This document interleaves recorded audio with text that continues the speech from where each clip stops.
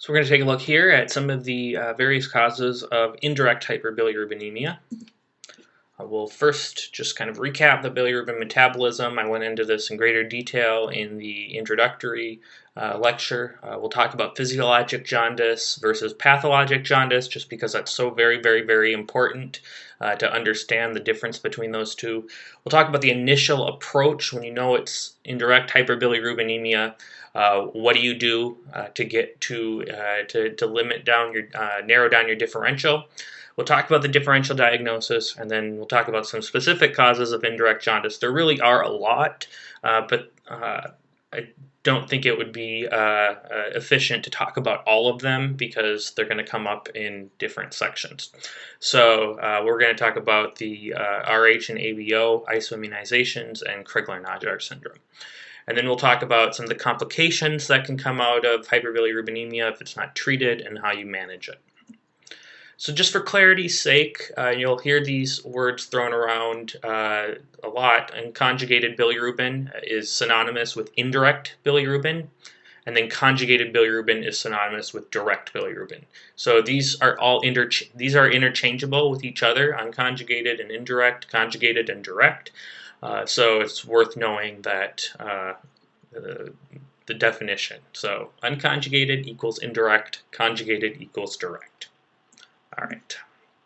So this is your bilirubin pathway. Bilirubin ultimately comes from heme, from your red blood cells. When it's broken down in the spleen by macrophages, get the heme, which then ultimately goes into bilirubin, and then the bilirubin is transported to the liver where it gets conjugated. And then after it's conjugated, it's exported into the biliary canaliculi, ultimately down into the GI tract, where it then can either get taken back up via the enterohepatic circulation, or it can get deconjugated and turned into stercobilin or urobilinogen, which ultimately will be excreted. Physiologic jaundice is extremely common. Virtually all babies will have some degree of physiologic jaundice, but it may not be noticed.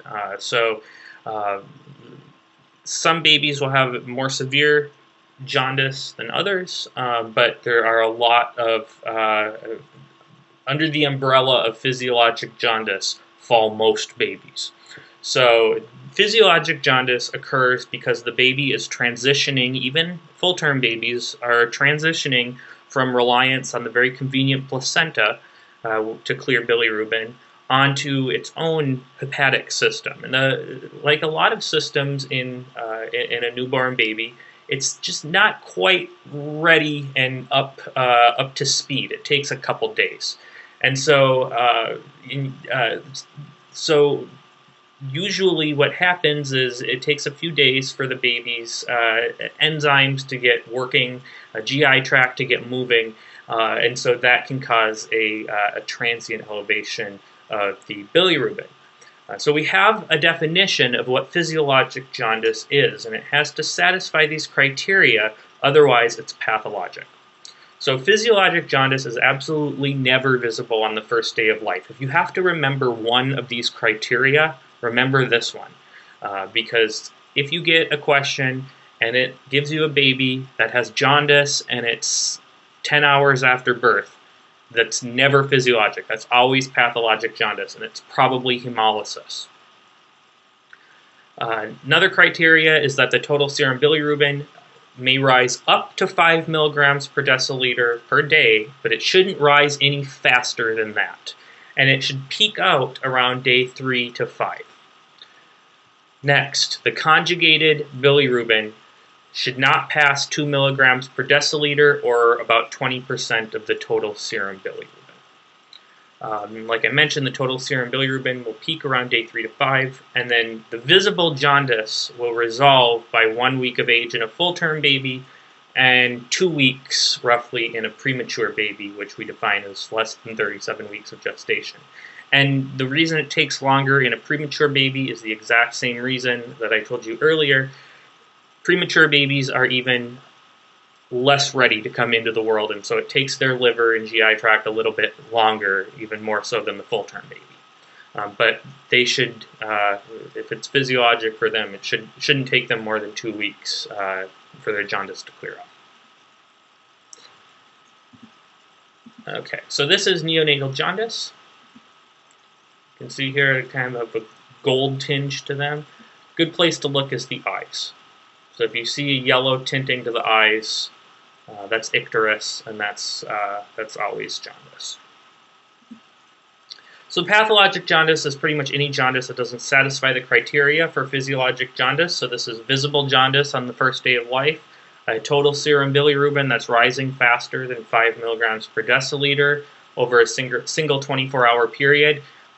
Really useful. Get your bilirubin level on the baby initially after birth, on the next day, and then before the baby leaves the hospital. And you can look and you can see if the bilirubin is, how fast the bilirubin is rising. Next, of course, if the conjugated bilirubin surpasses 2 milligrams per deciliter, or 20% of the total serum bilirubin, or if the total serum bilirubin continues to rise after day 5. So the initial approach, once you know it's indirect hyperbilirubinemia, meaning that the total serum bilirubin is elevated, but it's the indirect hyperbilirubin, or indirect bilirubin that's elevated. The conjugated, the direct bilirubin is normal. Then in this case, what you want to do to work the baby up is, at the very least, get a CBC with a reticulocyte count. That's going to give you an idea of whether or not there's hemolysis. You want to get a metabolic profile, and that includes getting liver function tests, getting an albumin level, and a calcium level.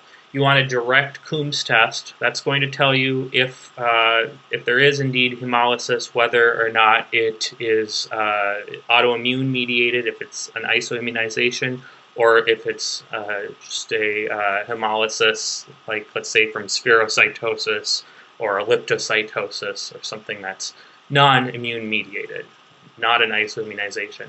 And then a TSH level is useful as well.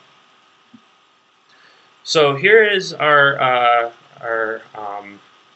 sort of how we go through this. I wouldn't memorize this, but this algorithm is sort of what I would use. So first, when you have pathologic jaundice, you need to determine whether or not it's indirect or direct. Of course, if it's direct, you're going to have a conjugated bilirubin more than 20% of the total serum bilirubin, or more than 2 milligrams per deciliter. If it is an elevated bilirubin, but the conjugated bilirubin is not the culprit, then you'll diagnose it as indirect hyperbilirubinemia. So from there, what you're going to do is get a direct Coombs test. Right off the bat, if the direct Coombs test is positive, then you know you've got an autoimmune hemolysis. And that can be either Rh isoimmunization, which we tend to, usually we will expect that because the mother has been getting prenatal care, supposedly. Or it could be an ABO isoimmunization, which is a lot less severe and possibly more unexpected. If the direct Coombs test is negative, then we look at our reticulocyte count, or you can look at the hematocrit. So with a reticulocyte count that's elevated, you know that there is hemolysis going on. So you're breaking down red blood cells, you have to create more red blood cells. And so that's going to elevate the reticulocyte count. It would also be a low hematocrit. So these are the non-autoimmune hemolysis. So spherocytosis, elliptocytosis, could also be a G6PD deficiency. It could also be a pyruvate kinase deficiency or a hexokinase deficiency. It's not very common for these to present in the neonatal period, but they can. So that's what to look for if you have an elevated reticulocyte count. If you have a normal reticulocyte count, then this is an indirect hyperbilirubinemia that's coming from something that's not hemolysis. So you have to look to things like extravascular hemorrhage, so something like a cephalohematoma, where the blood is collecting and then gets broken down. That can cause a jaundice. Polycythemia, twin-to-twin transfusion syndrome, maternal fetal transfusion. Another one that I didn't include in here, but I should have, is intrauterine growth retardation. Really anything that causes hypoxia for the baby is going to cause the baby to have to increase its red blood cell count. And remember that the fetal red blood cells are a little more fragile, a little less stable than the adult red blood cells. And so these will, if there's polycythemia, there's going to be quicker jaundice. Obstruction or ileus can cause an indirect hyperbilirubinemia, and that is tends to be due to the the increased enterohepatic circulation.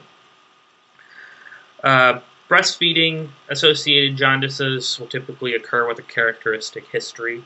Either the baby is breastfeeding or the baby is breastfeeding and not getting enough and is dehydrated. Infants of diabetic mothers, delayed cord clamping, Crigler-Najjar syndrome, Gilbert syndrome. So these are your non-hemolytic causes.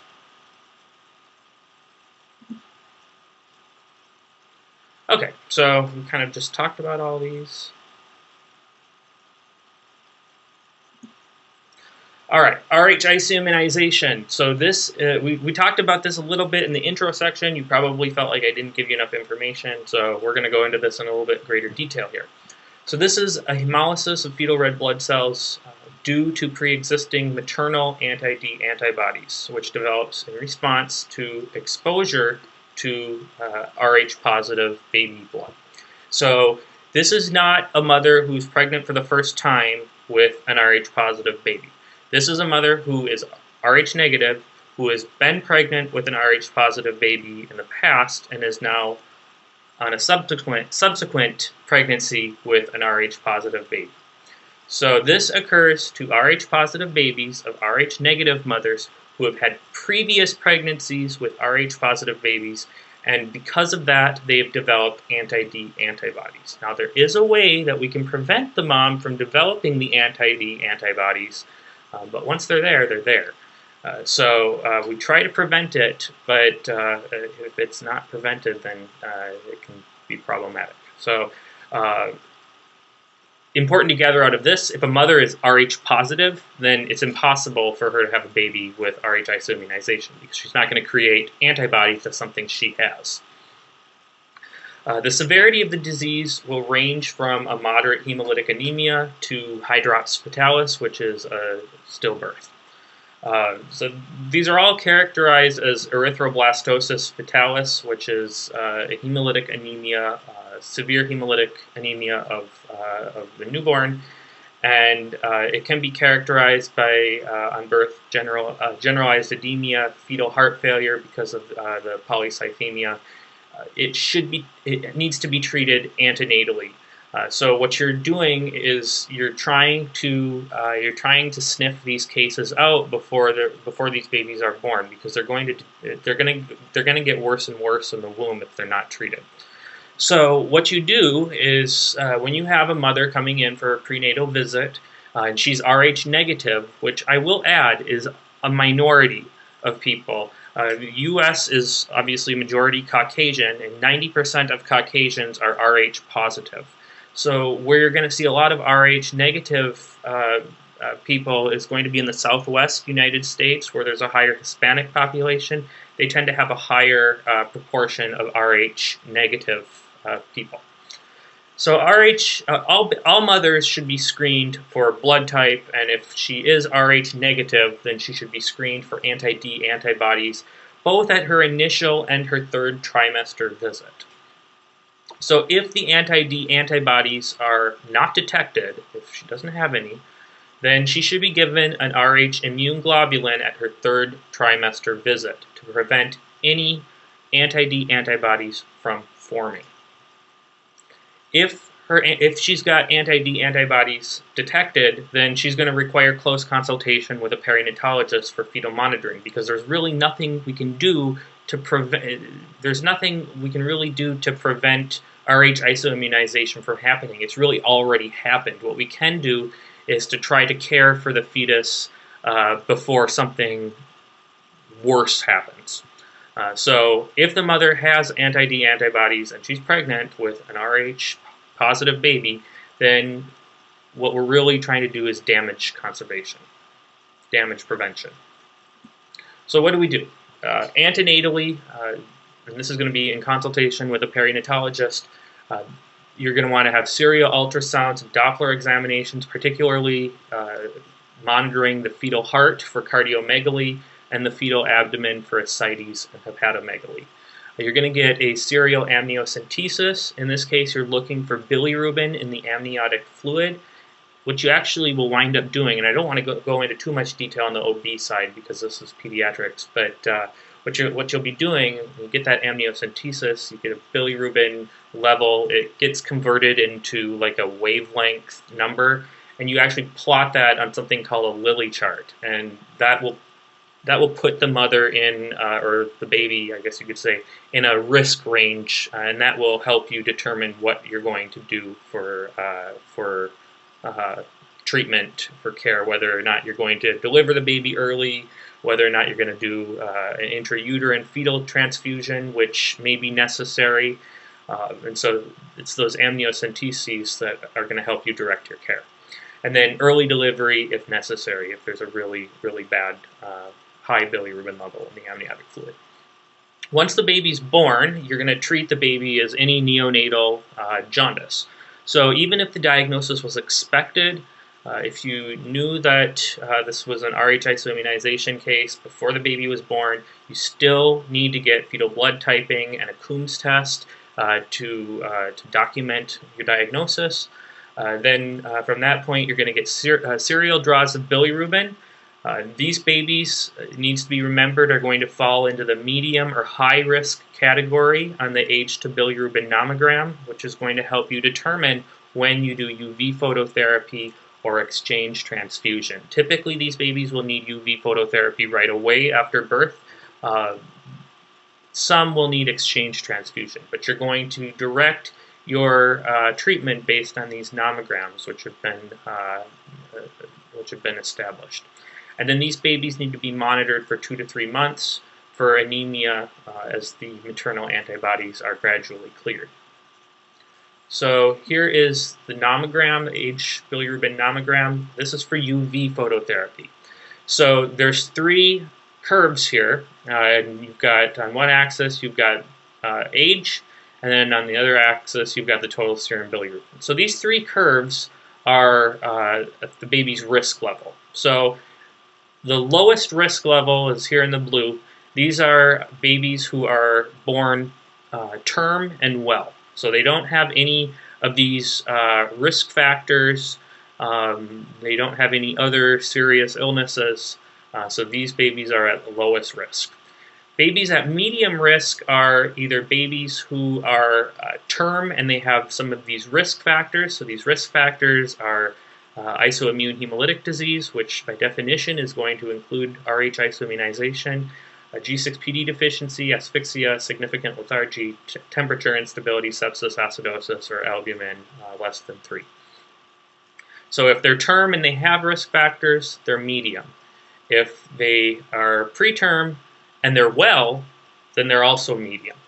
And then the infants that are at the highest risk on this red line here are the preterm babies that have risk factors.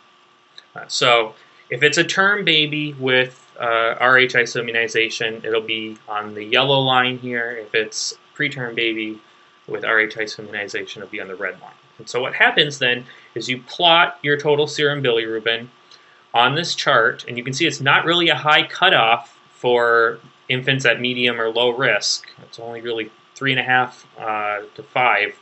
And if they fall above this, then you're going to start UV phototherapy. And then once they get below this, then you can stop. This is a baby with UV phototherapy. Of course, note, as a side, you want to cover the eyes to prevent UV corneal damage. So this is the AB nomogram for exchange transfusion. So you can see here that the levels are a lot higher. So the cutoff is much higher. Whereas for UV therapy, we're talking about starting, let's say you've got a day-old baby, starting a well baby at maybe 12. For exchange transfusion, a well baby at 1 day old would need to be almost 20 milligrams per deciliter. So this is exchange transfusion is something that is sort of a little bit more intense than UV phototherapy, and it also carries a lot of risks too. This is done if you really got a severe hyperbilirubinemia and it's not responding to phototherapy, or it's not responding enough. And you just plot this the exact same way, and you're going to calculate your risk the same way. Okay. So ABO isoimmunization is a hemolysis of fetal red blood cells due to antibodies directed against type A or type B antigens, which makes our blood either type A or type B or type AB. And then this is typically not as severe as the Rh isoimmunizations, and in many cases it's not detected clinically. So just to give you an idea, 20% of all pregnancies are of a type O mother with a type A or type B baby. So you would think that's a setup case, that should be an ABO isoimmunization. But of these, only 1/3 of the babies will have a positive Coombs test, and that's the babies that the Coombs test was actually run in. So only 1/3 have a positive Coombs test, and even fewer of these babies actually go on to require treatment. So you can see this is a lot more mild than Rh isoimmunization. For diagnosis, it's the same way you diagnose Rh isoimmunization. You get a positive Coombs test. Of course, you want to rule out Rh isoimmunization based on the history and the blood type. Of course, if it's an Rh positive mother, you rule out Rh isoimmunization right there.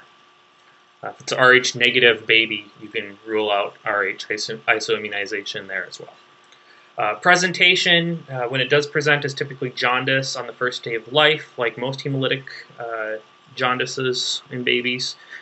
In more severe case, baby will need to be monitored for anemia for several months, but that's pretty rare.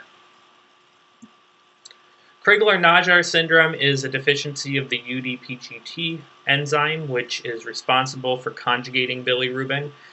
This can be a complete deficiency or a partial deficiency. So obviously in the complete deficiency, that's going to be much more problematic than the partial deficiency, and the disparity is pretty significant. The complete deficiency, these patients can pretty much only be definitively treated with a liver transplant. Whereas with type 2, they're usually just going to have a mild jaundice, and after the neonatal period, if they're even diagnosed, typically they won't even go on to have any problems. So type 2, if it is diagnosed, is mild and can be treated with UV phototherapy. You can also, if you really need to distinguish this from type 1, you can use phenobarbital, and that's actually used to induce the enzyme, and it will reduce the total bilirubin by 30 to 80%. It's not going to work in type 1. Phenobarbital won't work because you don't have any enzyme in type 1. So this is diagnosed as a negative Coombs test and a normal reticulocyte count, normal hematocrit, because this is not a hemolytic condition. So all of those blood tests are normal. Nothing's happening to the red blood cells. Complications and management. So unconjugated bilirubin anion, so that's the bilirubin that's not conjugated that happens to not be attached to albumin, can cross the blood-brain barrier. It can then enter neurons and disrupt energy metabolism, ultimately leading to cell death. So premature neonates are at a higher risk for bilirubin toxicity for multiple reasons. The first of which, they are at higher risk for hyperbilirubinemia. But secondly, because they have a decreased blood-brain barrier integrity, they tend to have lower albumin levels. So if you have lower albumin levels, you're going to have more free bilirubin. And then their albumin tends to have a lower affinity for bilirubin. So when evaluating the neonate with hyperbilirubinemia, in my opinion, it's very useful to know the albumin level, because a lower albumin level will lower the threshold for bilirubin toxicity. And actually, if you go back to that nomogram, you can see here that if the albumin is less than 3, that is a risk factor. So that would move the baby down a notch. Okay. So acute bilirubin toxicity can set in at a total serum bilirubin of greater than 30 milligrams per deciliter, and that causes acute bilirubin encephalopathy. The symptoms of acute bilirubin encephalopathy are lethargy, poor feeding, irritability, a really shrill, high-pitched cry, retrocolitis, opistotonus. It really looks a lot like when somebody has tetanus, kind of that arching position. And then ultimately, this leads to apnea, seizures, and coma. So I didn't get any pictures of retrocolitis and opistotonus here, but you can look it up. There is a score that can be used, and it's really useful for monitoring the progress of a neonate with hyperbilirubinemia, especially if they've got a more severe variant of that. This is called the BIND score, bilirubin-induced neurologic dysfunction. And it's really easy. You do it just similar to an APGAR score, where you've got these criteria and these points, and then you add them up. And more is, in this case, more is worse, less is better, unlike the APGAR score. So the criteria here are mental status, muscle tone, and cry. So the mental status is 1 point if its baby is just sleepy and poor feeding, 2 points if it's lethargy and irritability, 3 points if there's coma, seizures, and apnea. Muscle tone, 1 point if it's slightly decreased, 2 points if there's mild arching or if the baby's hypertonic with activity or hypotonic when the baby's sleeping or at rest, and then 3 points would be with the opistotonus. And then the cry, 1 point if it's high-pitched, 2 points if it's shrill, and 3 points if it's inconsolable. You can see that to some degree there's some subjectivity to this. So 4 to 6 points is associated with a progressive encephalopathy that can be reversed with aggressive treatment. But if it's 7 to 9 points, what you have on hand is an advanced encephalopathy, and you probably have some irreversible damage. And that gives rise to kernicterus, which is a chronic bilirubin encephalopathy. Chronic in that the symptoms are around chronically.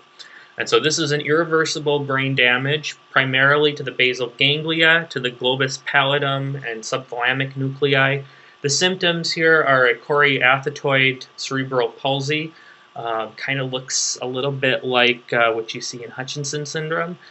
Hearing loss, that's going to be sensory neural. These babies also have problems with their gaze.